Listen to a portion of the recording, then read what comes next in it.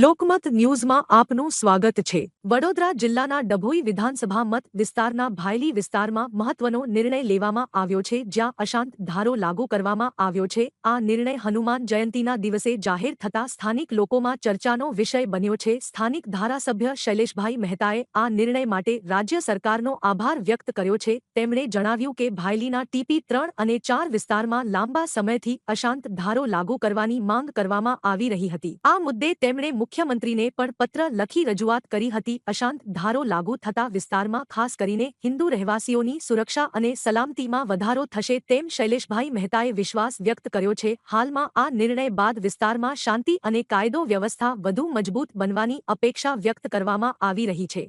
જય શ્રી રામ। આજે હનુમાન જન્મોત્સવ છે, ત્યારે તમામને આજના દિવસની શુભેચ્છા આપું છું। ભગવાન રામ અને હનુમાનજીના આશીર્વાદ તમામ ઉપર ઉતરે એ અભ્યર્થના સાથે આજે સવારે જ સરકાર તરફથી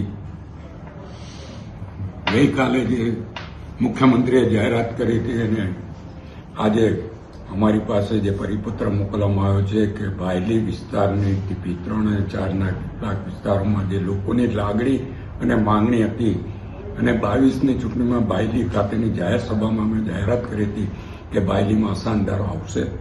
આજે સરકારે અશાંત ધારાને મંજૂરી આપી છે, ત્યારે હું આપના મારફત ભારતીય જનતા પક્ષની ગુજરાત સરકાર અને ખાસ કરીને માનનીય મુખ્યમંત્રી ભૂપેન્દ્ર પટેલ અને નાયબ મુખ્યમંત્રી હર્ષ સંઘવીનો દિલથી આભાર માનું છું અને ભાયલીની તમામ પ્રજાને અભિનંદન આપું છું। ભવિષ્યમાં સમગ્ર ભાયલી વિસ્તાર આશાંત ધારામાં સમાવેશ થાય એના માટેના પ્રયત્નો પણ અમારા ચાલુ રહેશે એવી ખાતરી પણ આપું છું। આજના દિવસે ફરીવાર હનુમાન જન્મોત્સવની તમામને શુભેચ્છા, અભિનંદન। જય શ્રી રામ।